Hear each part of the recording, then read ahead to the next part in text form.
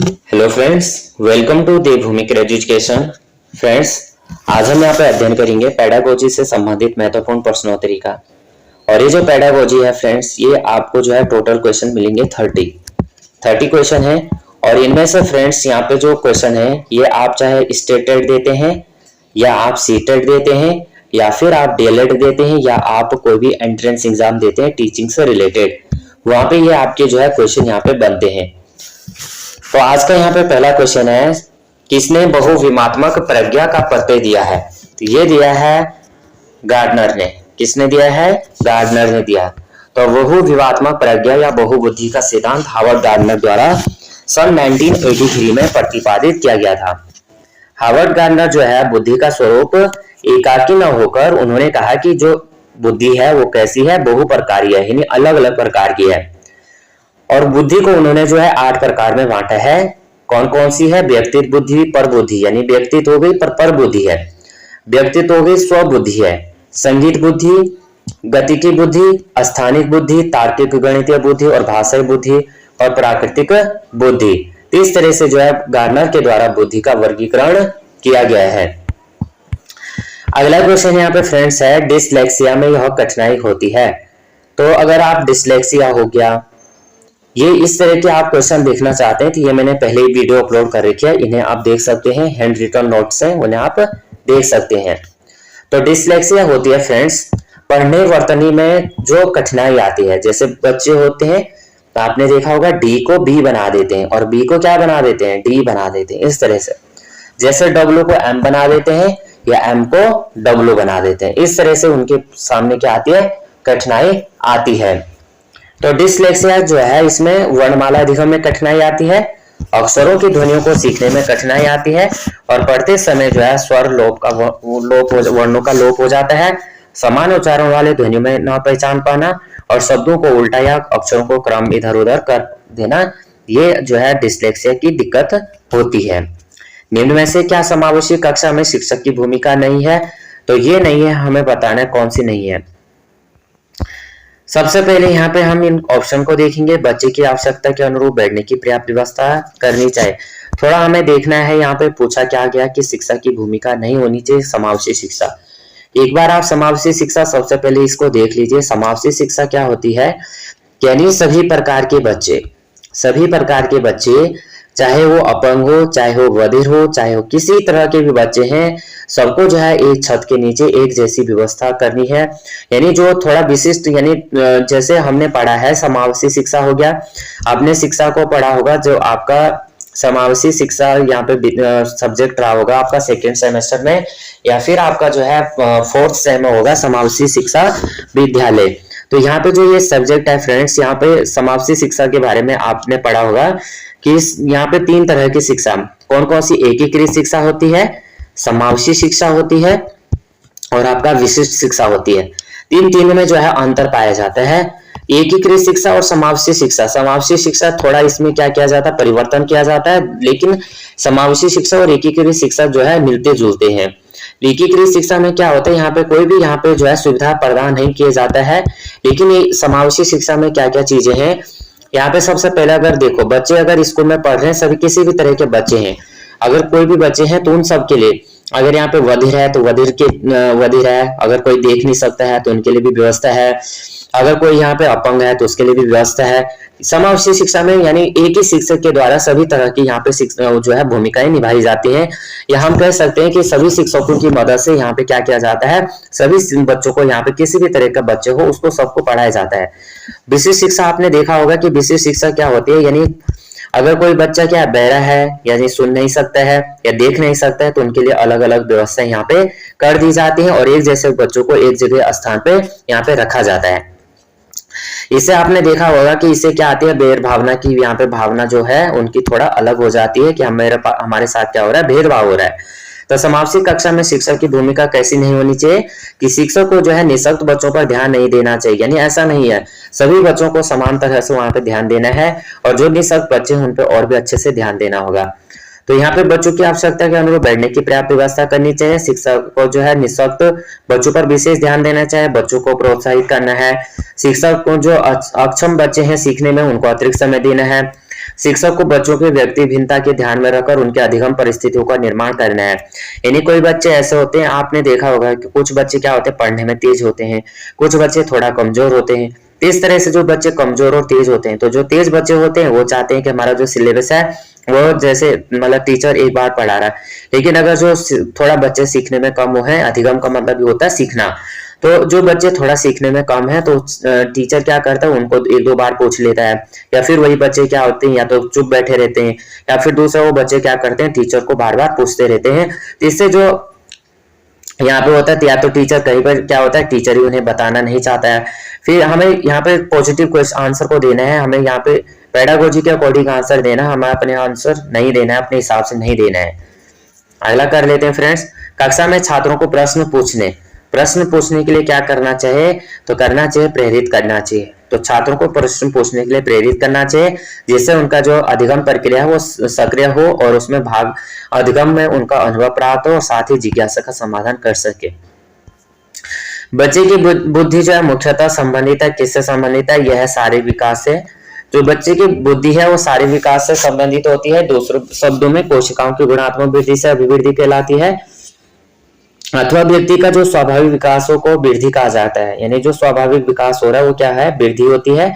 मानव अभिवृद्धि की प्रक्रिया के अध्ययन से यह ज्ञात होता है कि बालक के शरीर और व्यवहार के प्रमुख आकार प्रकार में किस प्रकार परिवर्तन घटित होता है। गर्भाधान से लेकर शिशुअवस्था, बाल्यावस्था, किशोरावस्था और प्रौढ़ावस्था तक के पहुंचने के दौरान व्यक्ति के अंगों में जो है, अंगों में लंबाई हो गया, आकार हो गया, वजन हो गया, इस सभी में परिवर्तन होता है। मानव विकास का प्रारंभ कब होता है, तो ये होता है गर्भावस्था से। तो गर्भाधान के साथ ही जो है विकास की प्रक्रिया आरंभ हो जाती है तथा यह जन्म के उपरांत शिशुअवस्था से बाल्यावस्था, किशोरावस्था, प्रौढ़ावस्था ये जीवन पर्यंत चलती रहती है और किसी न किसी रूप में यह चलती रहती है, जिससे वृद्धि और विकास की प्रक्रिया एक निश्चित क्रम में निरंतर चलती रहती है। ईयर थॉर्नडाइक कौन यहाँ पे हमें बताना है, द कंडीशन ऑफ लर्निंग पुस्तक के लेखक कौन है, तो यहाँ पे क्या हो जाएगा, R.M. गेने हो जाएगा। तो सबसे पहले R.M. गेने the condition of learning. Year Thorndike इनकी है जो पुस्तक है animal intelligence the psychology of arithmetic है। B.F. Skinner the selection of behaviour. I.P. Pavlov conditions, reflexes व लेक्चर्स ऑफ कंडीशंस हो जाएगा। क्वेश्चन नंबर 8 है, किशोरावस्था बड़े संघर्ष, तनाव, हमला व विरोध की अवस्था है, यह कथन किसका है, यह है फ्रेंड्स स्टैनले हॉल का। स्टैनले हॉल के अनुसार किशोरावस्था बड़े संघर्ष, तनाव, तूफान, हमला तथा विरोध की अवस्था है। जर्सील के अनुसार किशोरावस्था वह समस्या है जिसमें विचारशील व्यक्ति बाल्यावस्था से परिपक्वता की ओर संक्रमण करता है। ब्लेयर जोन्स एवं स्पिंसन के अनुसार जो है किशोरावस्था प्रत्येक व्यक्ति के जीवन में वह काल है जो बाल्यावस्था के अंत में प्रारंभ होता है और प्रौढ़ावस्था के आरंभ तक समाप्त होता है। क्रो एंड क्रो कहते हैं कि किशोर ही वर्तमान शक्ति और भावी आशा को प्रस्तुत करता है। भारतीय प्रतिमान में कुल कितना समय लगता है सूक्ष्म शिक्षण में, यह लगता है फ्रेंड्स 36 मिनट। तो सूक्ष्म शिक्षण में 36 मिनट लगते हैं। इनका नियोजन जो किया गया विभाजन, पाठ योजना निर्माण 6 मिनट, शिक्षण यहाँ पे 6 मिनट, प्रतिपुष्टि या पोषण 6 मिनट, पुनः पाठ योजना यहाँ पे 6 मिनट किया गया है। उसके बाद यहाँ पे जो है पुनः शिक्षण यहाँ पे 6 मिनट, पुनः प्रतिपुष्टि 6 मिनट, कुल समय यहाँ पे 36 मिनट का दिया गया है। अगर आप कहीं कहीं पे देखेंगे तो यहाँ पे थोड़ा ये चेंजेस किए जाते हैं, जैसे इसमें सूक्ष्म शिक्षण चक्र जो है माइक्रो टीचिंग साइकिल हम इसे कहते हैं। इसमें थोड़ा क्या होता है, जो नियोजन सबसे पहले क्या होगा, नियोजन यानी इसमें क्या गया, सबसे पहले शिक्षण टीचिंग यानी 6 मिनट की होगी। प्रतिपुष्टि यानी जिसे हम फीडबैक कहते हैं, तो फीडबैक आपका कितना 6 मिनट का होगा। फिर आप दोबारा यहाँ पे पढ़ाएंगे, यानी पुनः पाठ योजना निर्माण और पुनः शिक्षण योजना, ये 6 मिनट यानी 6 कितना हो गया, 12 मिनट हो गया। फिर आप क्या करेंगे, रीटीचिंग करेंगे 6 मिनट में, यानी हमने बता दिया पुनः नियोजन यानी रीप्लानिंग। तो रीप्लानिंग पुनः नियोजन आपका 12 मिनट का चलेगा, पुनः शिक्षण आपका 6 मिनट का चलेगा, पुनः प्रतिपुष्टि यानी आपका यहाँ पे 6 मिनट चलेगा। तो इस तरह से यानी यहाँ पे इस तरह से भी बांटा गया है, इनको एक तरह से यहाँ पे भी लिया गया है। सबसे पहले सीखने का पठार सीखने की प्रक्रिया के मुख्य अभिलक्षण है उस स्थिति को प्रकट करने में जिसने सीखने की प्रक्रिया में कोई उन्नति नहीं होती। यह कथन किसका है, यह है रोस का। सीखने में जो परिभाषा है रोस ने इस प्रकार की है कि सीखने का पठार सीखने की प्रक्रिया के मुख्य अभिलक्षण है स्थिति को प्रकट करते हैं जिससे सीखने की प्रक्रिया में कोई उन्नति नहीं होती है। गेट्स व अन्य जो है इसमें सीखने में वक्र को इस प्रकार परिभाषित करते हैं कि सीखने के जो वक्र अभ्यास है वो सीखने की मात्रा, गति, उन्नति सीमा ग्राफ पर प्रदर्शन करते हैं। यदि शिक्षक कक्षा में एक छात्र को समस्यात्मक बालक के रूप में पाता है तो ये हमें बताना है, बच्चे को परामर्श देना चाहिए। तो समस्यात्मक बालक वे होते हैं जिनके व्यवहार या व्यक्तित्व इस सीमा तक असामान्य होते हैं कि वे घर, विद्यालय, समाज में समस्याओं के जनक बन जाते हैं, वातावरण के साथ अपने आप को समायोजित नहीं कर पाते हैं और वे जो है चोरी करने वाले बच्चे, विद्यालय से भाग जाने वाले बच्चे ऐसे बन जाते हैं। तो इनको जो है बच्चे को परामर्श देना चाहिए, बच्चों को अच्छे कार्य के लिए प्रोत्साहन करना चाहिए, मधुर तथा सहयोगात्मक व्यवहार उनके साथ करना चाहिए। पाठ्य सहगामी क्रियाएं मुख्यतः संबंधित हैं, ये हैं यहाँ पे छात्रों का सर्वांगीण विकास है। पाठ्य सहगामी क्रियाएं छात्रों के सर्वांगीण विकास है, छात्रों के रुचि और अवधान है, छात्रों की जो सक्रिय सहभागिता है, छात्रों की क्रियाशीलता है, इसमें संबंधित है। और पाठ्य सहगामी क्रियाएं जो है खेल हो गया, नाटक हो गया, निबंध प्रतियोगिता हो गया, शैक्षिक भ्रमण हो गया, अंताक्षरी हो गया, ये सभी क्रियाएं इसके अंतर्गत आती है। किसने जो है अधिगम सिद्धांत का प्रतिपादन नहीं किया है, यह है बीएस ब्लूम ने नहीं किया है। तो बीएस ब्लूम तथा उसके सहयोगी ने सन 1956 में शिक्षण के अधिगम के उद्देश्यों का वर्गीकरण प्रस्तुत किया था, जबकि कोलर हो गया, मैक्स वर्थीमर हो गया, कोर्टोकॉफ का हो गया, कोर्ट लेविन हो गया, इन्होंने मिलकर जो है अंतर्दृष्टि अधिगम सिद्धांत का प्रतिपादन किया। स्किनर ने जो है अधिगम क्रिया प्रसूत अनुबंधन सिद्धांत प्रतिपादित किया। थॉर्नडाइक ने अधिगम का संबंधवाद सिद्धांत यहाँ पे प्रतिपादित किया। शिक्षा में अवरोधन का तात्पर्य क्या है? तो शिक्षा में जो अवरोधन का तात्पर्य है वो है किसी बालक का 1 वर्ष से अधिक समय तक एक ही कक्षा में रहना। तो यानी अवरोधन ये होता है कि किसी बालक को जो है एक ही कक्षा में जो है एक से अधिक बार यहाँ पे वहां पे पढ़ना, प्राथमिक शिक्षा पूरी किए बिना ही विद्यालय छोड़ देना, या जिससे बालक पर खर्च किया गया धन, समय, श्रम सभी बेकार चला जाते हैं। कौशल में पूर्व ज्ञान का प्रेक्षण कहां से आता है? ये आता है प्रस्तावना कौशल से। प्रस्तावना कौशल में जो ज्ञान का प्रेक्षण किया जाता है, इस कौशल का उपयोग कर शिक्षक छात्रों के पूर्व ज्ञान का प्रेक्षण करता है ताकि वो नवीन ज्ञान से पूर्व ज्ञान से जोड़ते हुए अधिगम परिस्थिति का निर्माण कर सके। और शिक्षण में पाठ की जो प्रस्तावना से तात्पर्य है छात्रों और शिक्षकों के बीच मानसिक समरसता स्थापित करना। इसमें जो घटक है प्रस्तावना कौशल के वो है 5 घटक: पूर्व ज्ञान से संबंध, आरंभ ज्ञान से तुलना, प्रेरणा हेतु उपयुक्त युक्ति शैक्षिक साधनों का चयन, प्रश्नों में तत्परता, उद्दीपन, प्रभाव। कॉलम 1 को कॉलम 2 से हमें यहाँ पे मैच करना है। एनिमल इंटेलिजेंस, तो ये हो जाएगा आपका थॉर्नडाइक, यानी यहाँ पे हो जाएगा। अभी हम इसको देखते हैं तो यहाँ पे दिया गया है, फिर दिया गया पुनर्बलन की अनुसूची, यहाँ पे दिया गया पियाजे, सारगर्भिता का नियम, यहाँ पे दे रखा है थॉर्नडाइक, अनुकूलन, स्किनर। तो इसको हमें बताना है। एनिमल इंटेलिजेंस यह थॉर्नडाइक का, पुनर्बलन की अनुसूची स्किनर, सारगर्भिता का नियम गेस्टोल्ट है, अनुकूलन यहाँ पे पियाजे है। ये आपको ध्यान देना है, इसको थोड़ा ध्यान से देख लीजिएगा। नोट करना है तो नोट करके आप कहीं पे लिख भी सकते हैं। एनिमल इंटेलिजेंस थॉर्नडाइक का है, पुनर्बलन की अनुसूची स्किनर की है, सारगर्भिता का नियम गेस्टोल्ट का है, अनुकूलन यहाँ पे पियाजे का नियम है। विकास कभी न समाप्त होने वाली प्रक्रिया या कथन किस सिद्धांत पे संबंधित है? निरंतरता का सिद्धांत। निरंतरता का सिद्धांत विकास कभी भी न समाप्त होने वाली प्रक्रिया है। अंतर संबंध का सिद्धांत बालक के शारीरिक, मानसिक, संवेगात्मक आदि पहलुओं के विकास में परस्पर संबंध होता है। एकीकरण का सिद्धांत विकास में पूर्ण अंगों की ओर एवं अंगों से पूर्ण की ओर गति निहित होती है। विभिन्न अंगों के एकीकरण की गतियों की सरलता संभव बनाता है। अंतर क्रिया का सिद्धांत बालक का विकास न केवल अंशानुक्रम के कारण और न केवल वातावरण के कारण वरन दोनों अंतर क्रिया के कारण होता है। संविधान के संशोधन में शिक्षा एक मौलिक अधिकार बन गई है। ये बना है 46वें संविधान संशोधन द्वारा। भारतीय संविधान के जो 46वां संविधान संशोधन अधिनियम 2002 के अधिक शिक्षा के अधिकार से संबंधित है, जिसमें जो है अनुच्छेद 21 में एक नया खंड जोड़कर 21 बनाया गया और जिसमें जो है शिक्षा को मौलिक अधिकार बनाया गया है। और जो है ये मौलिक अधिकार यानी मूल कर्तव्य के अंतर्गत अनुच्छेद जो है भाग 4 के अंतर्गत आता है। और राज्यों को जो है 6 से 14 वर्ष तक के जो बालक हैं उनको जो है यहाँ पे निःशुल्क शिक्षा यहाँ पे अनिवार्य यहाँ पे देनी है। अभिप्रेरणा के मूल प्रवृत्ति सिद्धांत के प्रतिपादक थे तो ये थे मैकडूगल। तो अभिप्रेरणा के मूल प्रवृत्ति सिद्धांत का प्रतिपादन सन 1908 में मैकडूगल ने किया।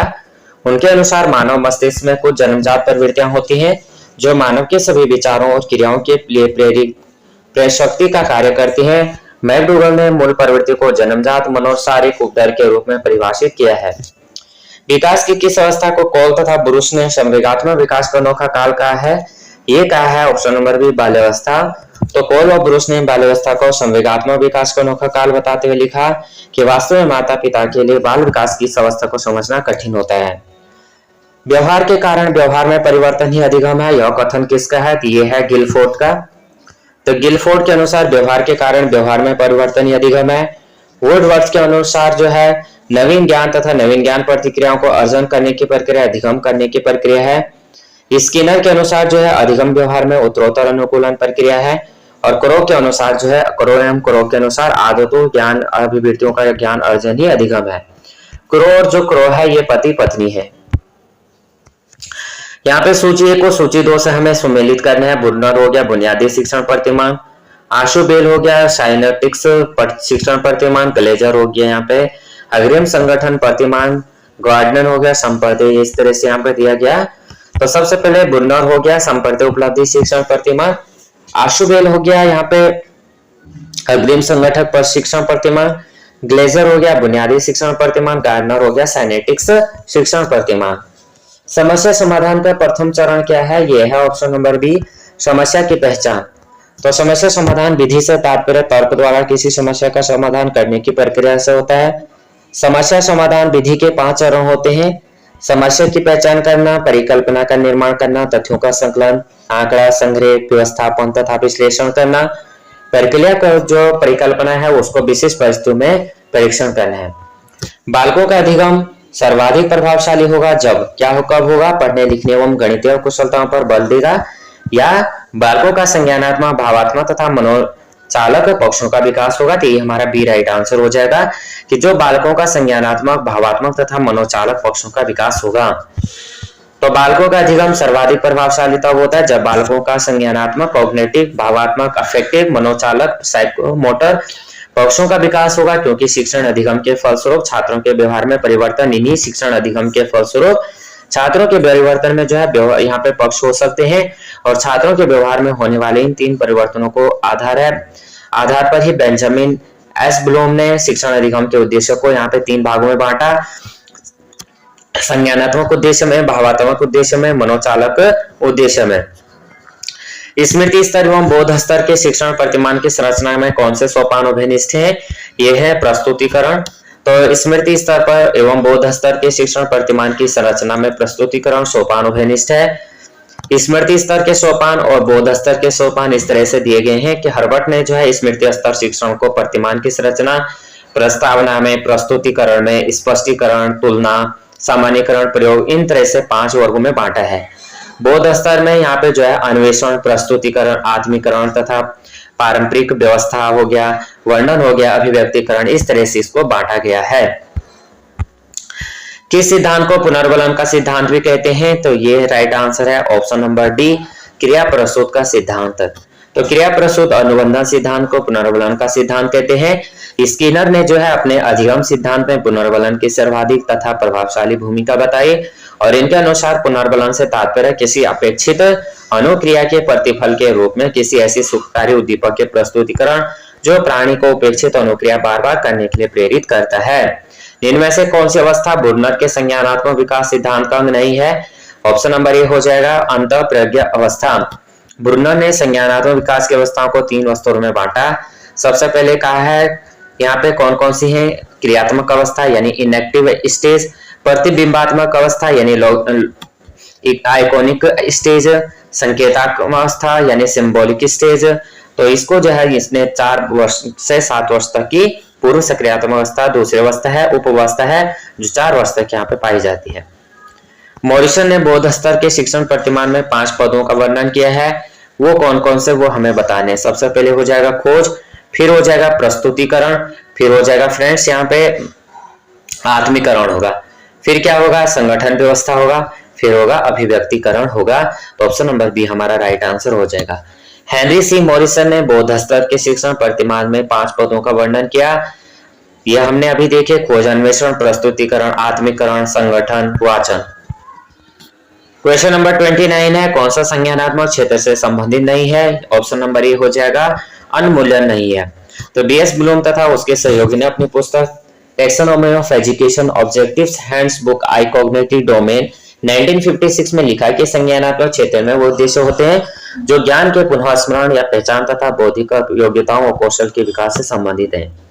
ब्लूम ने जो है संज्ञानात्मक क्षेत्र के उद्देश्यों को 6 वर्गों में बांटा। ज्ञान हो गया, अनुप्रयोग हो गया, बोध, विश्लेषण, संश्लेषण, मूल्यांकन। लास्ट क्वेश्चन है वीडियो का, कौन सा अधिगम का वक्र नहीं है। तो ऑप्शन नंबर सी है लंबवत नहीं है, बाकी नतोदार है, मिश्रित है और उत्तल है। तो सीखने की मात्रा का समय अथवा प्रयास को प्रस्तुत यहाँ पे संबंधित जो है रेखा चित्र यहाँ पे चित्रांकित करके वक्र रेखा प्राप्त होती है और उसे अधिगम वक्र रेखा कहा जाता है। सबसे पहले जो है सरल रेखा वक्र, तो समान निष्पादन वक्र होगा यानी एकदम स्ट्रेट लाइन होगी। उन्नतोदार वक्र यानी पहले स्टार्टिंग में सीधा रहेगा लेकिन बीच में इससे क्या होने लग जाएगा, कर्व शेप लेने लग जाएगा। नतोदार वक्र होगा पहले से नीचे की ओर, यानी ये क्या होगा बढ़ते हुए जाएगा, यानी इस तरह से देख रहे हैं आप। मिश्रित वक्र क्या होगा, पहले ऊपर उठेगा फिर ऊपर को जाएगा फिर नीचे के लिए आएगा, यानी ऊपर नीचे ये दोनों होगा, तो ये क्या हो जाएगा मिश्रित वक्र हो जाएगा। तो ये टोटल जो क्वेश्चन थे 30 क्वेश्चन थे और ये जो क्वेश्चन है फ्रेंड्स ये सभी एग्जाम के लिए इंपॉर्टेंट है, चाहे आप स्टेट टेट देते हैं या सेंटर टेट आप देते हैं, सभी के लिए इंपॉर्टेंट क्वेश्चन है। यहाँ पे ये क्वेश्चन जो आप हमने देखे 30 क्वेश्चंस देखे, आपको कितने क्वेश्चन यहाँ पे पहले से आते थे आप कमेंट कर सकते हैं। यहाँ पे थोड़ा ये वीडियो आपको जो है इसमें और कोई सुधार हो सकता है या आपको जो है फ्रेंड्स, तो आप ये कमेंट कर सकते हैं। तो अगर कोई भी यहाँ पे और भी चीजें यहाँ पे करनी है तो आप इसमें बता सकते हैं, क्योंकि अगर आप लोग वीडियो देख रहे हैं तो प्लीज आप जो है कमेंट करना थोड़ा ये वीडियो आपको किस तरह से लगी, हेल्पफुल लगी या आपको किस तरह से यह वीडियो इसमें और क्या क्या सुधार करने की आवश्यकता है, ये से भी आप बता सकते हैं। क्योंकि थोड़ा इससे भी जो है ये है कि सीखने को हर किसी को मिलता है कि क्या चीजें कहाँ पे हो रही हैं। बाकी अगर आप जो है फ्रेंड्स जैसे आप अभी यूटेट देते हैं 24 तारीख को और उत्तराखंड अगर आप पढ़ना चाहते हैं तो उसकी मैंने वीडियो अपलोड कर रखी है, 15-16 वीडियो अपलोड कर रखी है। अन्य भी मैंने वीडियो अपलोड कर रखी है, लेकिन यहाँ पे जो वीडियो है ये परीक्षा वाणी की वीडियो है, उन्हें आप देख लेना। ये सभी एग्जाम के लिए बहुत ही बेनिफिशियल वीडियो है। तो थोड़ा भी ये वीडियो आपको हेल्पफुल लगे हो तो प्लीज वीडियो को लाइक शेयर और सब्सक्राइब कर देना, बेल आइकन को प्रेस करना। जय हिंद, जय भारत।